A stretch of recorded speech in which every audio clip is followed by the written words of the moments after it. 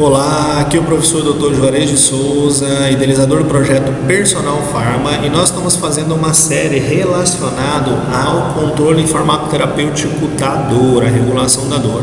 E no episódio de hoje a gente vai falar sobre o uso de opioides na dor. Então vou mostrar para vocês alguns itens relacionados ao uso de opioides na regulação e no controle da dor dos pacientes aí. Vamos lá. Primeiro vou mostrar aqui um esqueminha, um desenho aqui que fala sobre esse processo. Aqui a gente tem vários sistemas, por exemplo, capsaicina, prótons, ATP, que são sistemas de sinalização que vão acabar estimulando o neurônio de dor a sofrer despolarização e excitação. Essa excitação vai levar um sinal para o sistema nervoso central e esse sinal do sistema nervoso central vai ser interpretado como dor.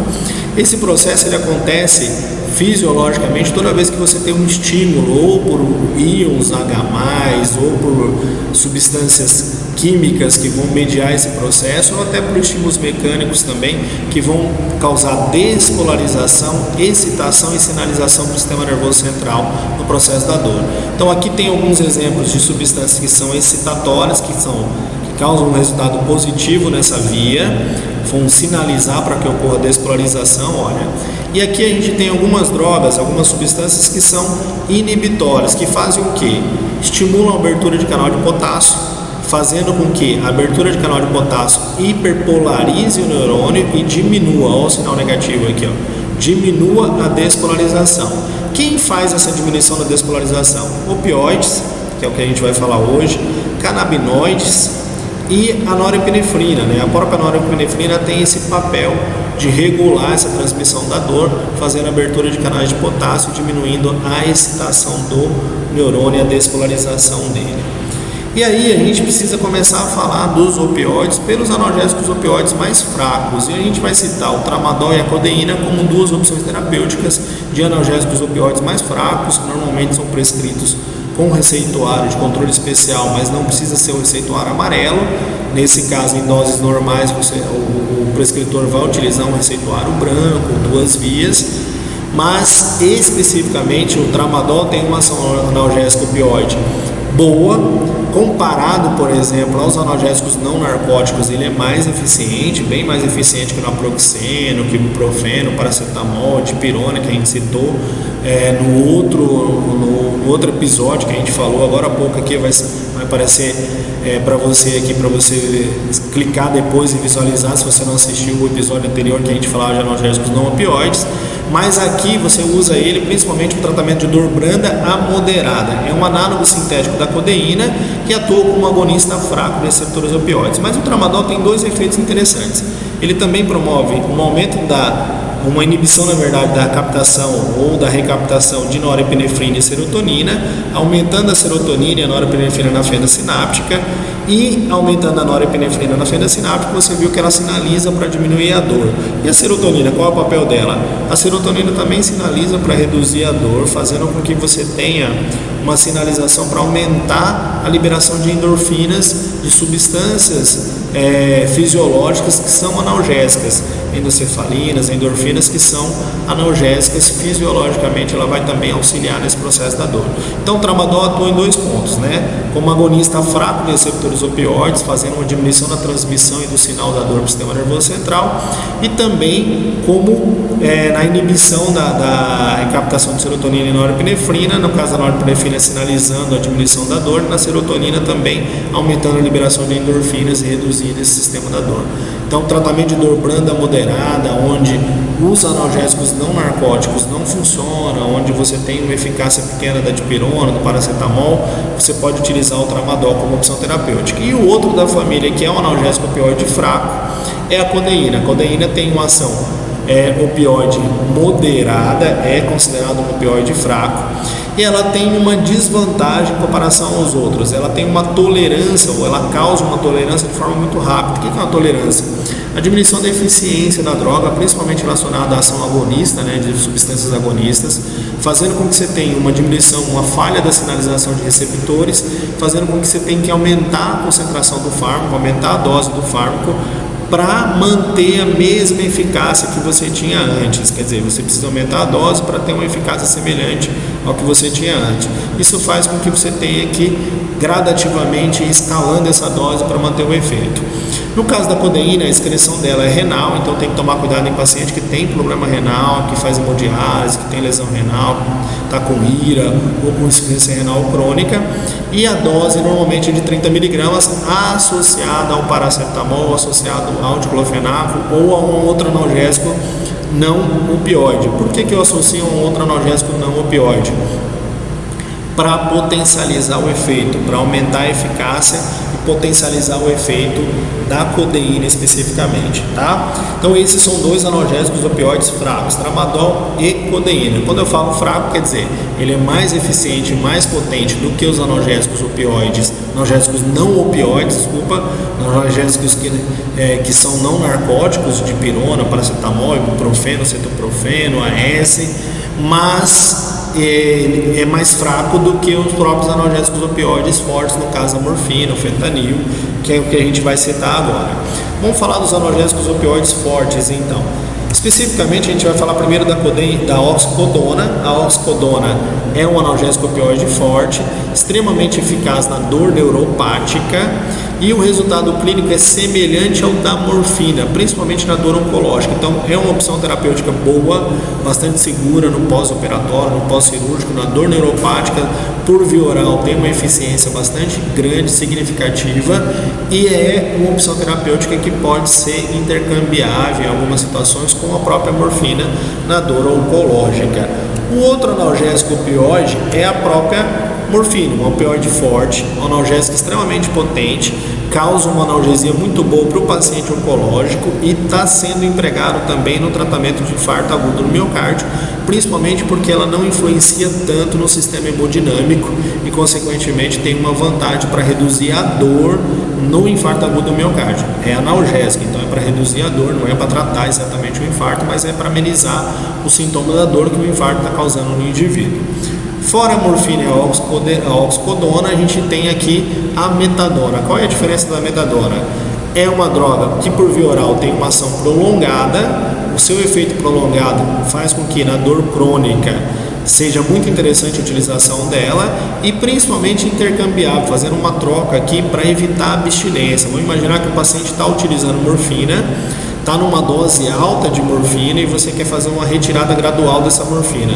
Você vai diminuir a dose da morfina e vai introduzir a metadona, fazendo com que ele não tenha crises de abstinência. Se você fizer a retirada abrupta da morfina, esse paciente vai sofrer com crise de abstinência, então você precisa inserir a metadona aqui para amenizar esse sintoma. E o fentanil é um outro fármaco também da família dos opioides fortes, na verdade ele é um dos mais potentes, extremamente lipossolúvel, e como toda droga que é muito lipossolúvel, tem uma ação terapêutica rápida, potente sobre o sistema nervoso central, só que relativamente curta. Então o seu efeito analgésico chega a ser 100 vezes mais potente que o da morfina. O efeito analgésico do fentanil é extremamente forte para dor intensa, por uma ação rápida, só que relativamente curta, ok? Então o fentanil é uma opção terapêutica nessa circunstância, nessas situações específicas. Qual é o problema do uso de opioide? Alguns efeitos adversos são bastante comuns no uso de opioide, principalmente de opioides fortes. Paciente pós-operatório, isso é muito comum, o paciente sofrer com respostas alérgicas, liberação de histamina, aquela coceira no nariz, aquela sensação de coceira na boca, aquela sensação de coceira na pele, de um modo geral, pela liberação de histamina que o opioide promove, não só o opioide forte, mas de um modo geral os opioides podem aumentar a liberação de histamina. Um outro efeito adverso é no sistema gástrico, redução da motilidade gástrica e constipação intestinal. Então todo opioide, principalmente os opioides fortes, faz com que você tenha diminuição da motilidade do sistema gástrico, diminuição da atividade, da motilidade dele e consequentemente leva à constipação, principalmente no uso mais prolongado, no uso mais frequente.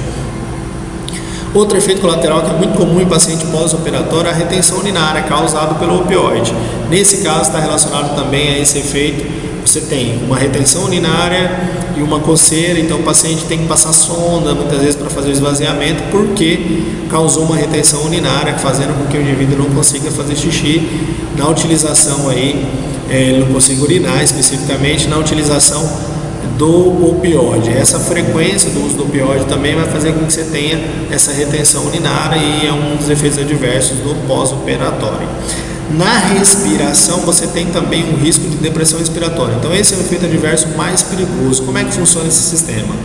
Na depressão respiratória está relacionado muito à diminuição da sensibilidade de CO2 no sistema bulbar, fazendo com que você tenha essa perda da percepção da concentração de CO2 e diminuindo o estímulo para o sistema respiratório. Então o paciente pode ter uma diminuição da frequência respiratória até parar completamente de respirar, inclusive risco de morte desse indivíduo por depressão respiratória. Esses são os efeitos adversos mais comuns com relação ao uso dos opioides. Tolerância analgésica, esse não é exatamente um efeito adverso, mas tem um processo que acontece que é a diminuição da eficiência da droga, fazendo com que você tenha que aumentar a dose para conseguir compensar esse efeito. Tem que ter um limite disso, né? Você vai gradativamente aumentando a dose, mas você tem que respeitar a faixa terapêutica. Se você chegar muito próximo da dose máxima, o risco que você traz para o paciente em causar uma depressão respiratória, causando o risco até de morte desse indivíduo é muito grande. Dependência, tem muita questão, discussão sobre esse processo de dependência. A gente lembra sempre que a dependência está relacionada muito ao uso não terapêutico, não farmacológico desse opioide, e o indivíduo vai ter ativação do sistema de recompensa, ativação do processo de sinalização do núcleo accumbens, consequentemente de sinalização da via dopaminérgica de recompensa, vou mostrar isso depois, e pode levar à dependência. Mas a gente lembra sempre que quanto maior a dor do indivíduo, menor é a ativação dessa via. Então não adianta a gente ficar pensando aqui que vai usar um opioide, o indivíduo vai ficar dependente, eu não posso usar o opioide. Se for necessário, deve-se usar o opioide, porque terapeuticamente ele é muito eficiente. E sempre lembrar que a retirada é gradativa e a substituição dos opioides ela deve ser sempre feita por um opioide de ação prolongada, como é o caso da metadona, para evitar a síndrome de abstinência, que é agitação, coriza, diarreia, tremores e piloereção, entre outros efeitos colaterais. E a depressão respiratória, aqui a gente tem como maior risco, nesse caso especificamente, a depressão respiratória é a mais perigosa, fazendo com que você tenha o risco de morte do indivíduo. Alguns aqui exemplos de famosos que já morreram por uso de opioides especificamente, tá? Prince, Elvis Presley, atores famosos, psicanalistas, o caso do Freud também. Então tem várias situações e várias histórias aí de mortes pelo uso de opioide por depressão respiratória, e é uma pena que as pessoas morram pelo uso abusivo dessa droga. Vou mostrar aqui o sistema de recompensa. O sistema de recompensa é um dos mecanismos que faz com que você tenha a sensação de prazer, de bem-estar pelo uso do opioide. Isso pode levar à dependência? Pode, mas como eu falei, a gente precisa lembrar sempre que quando a pessoa está com dor, esse sistema é menos ativado, esse processo de analgesia vai ser benéfico para ela e é necessário muitas vezes o uso do opioide. Mas especificamente a gente precisa lembrar o seguinte: nós temos uma área chamada área tegmentar ventral e o núcleo accumbens, que é responsável pelo sistema de recompensa. Quem é responsável, o neurotransmissor responsável pela ativação da via de recompensa é a dopamina.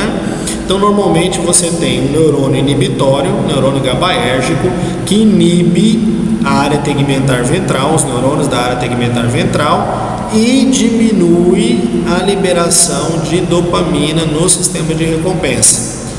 Toda vez que aparecem as encefalinas endógenas, por exemplo, quando você pratica atividade física, quando você tem alguma sensação de prazer, quando você tem alguma ativação da liberação dessas encefalinas, um exemplo clássico é a liberação de encefalinas, principalmente quando o paciente pratica esporte. A liberação dessas encefalinas fazem com que você tenha inibição do neurônio inibitório, do neurônio GABA, e ativação da área tegmentar ventral e liberação de dopamina e ativação do sistema de recompensa. O que acontece daí? A hora que você ativa o sistema de recompensa, você leva a sensação de prazer, uma sensação de bem-estar. Esse mesmo sistema de recompensa está conectado também a um sistema de memória, uma memória de longo prazo.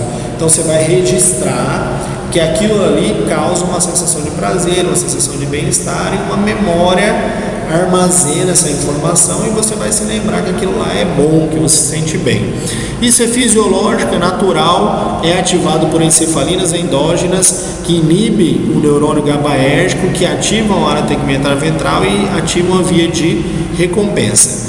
Mas se você usa opioides exógenos, se a utilização de opioides, por exemplo, como a morfina e outras drogas, ele também vai inibir essa via, vai inibir o GABA e vai ativar o sistema de recompensa. Então, o uso abusivo, não terapêutico, não medicamentoso, não farmacológico de opioides exógenos pode ativar a via de recompensa e pode ativar o sistema de prazer, a sensação de bem-estar. É uma sensação de prazer, de bem-estar. Como a ação da droga é relativamente curta, então normalmente o indivíduo acaba buscando por mais substâncias para querer fazer o uso abusivo e exagerado dessa substância para que ele sinta novamente a sensação de prazer. Então, nesse processo especificamente, você tem uma relação que pode causar dependência. Mas como eu falei, essa dependência no paciente com dor ela é muito pequena, ela não tem uma relação direta, esse sistema de recompensa ele acaba não sendo tão ativado, esse sistema não acaba não sinalizando tanto e a gente não precisa ficar tão preocupado com isso. É mais no uso abusivo e não terapêutico desse sistema, é mais no uso abusivo e não terapêutico de opioides que vai ter esse processo, fazendo com que a pessoa acaba se tornando dependente dessa substância. A gente precisa lembrar também que é esse mesmo sistema que leva à ativação da via de recompensa, a sensação de prazer e a dependência química, por exemplo, da heroína, que é um opioide que não é usado terapeuticamente, né? Não é usado como tratamento. Mas a heroína é um analgésico opioide que causa todo esse processo e leva a uma dependência muito mais intensa do que os outros analgésicos que são usados terapeuticamente. Esse era o capítulo que a gente trouxe para falar um pouco sobre opioides, uma pincelada geral, uma visão geral. A gente agradece por você estar acompanhando os vídeos, acompanhe a gente nas redes sociais. Se você não é inscrito, se inscreva no canal para receber as notificações, vai ter muito mais aula legal e muito mais informações para vocês de forma gratuita aqui dentro do canal. Acompanhe a gente também nas redes sociais, nosso Instagram, nosso Facebook, @personalfarma_Juarez. Então você entra lá, acompanha a gente, participe, interage, pode mandar mensagem para a gente também. A gente agradece cada vez mais você estar aqui com a gente, acompanhando os nossos vídeos. E clica lá também no gostei se você gostou do vídeo, para que o YouTube saiba que você gostou e ele mande novamente novos vídeos para você ficar sabendo também dos nossos vídeos lá. Clica lá no sininho, que cada vez que tiver vídeo novo vai receber a notificação. Valeu, até o próximo vídeo, até o próximo episódio, ainda falando sobre dor. Até mais!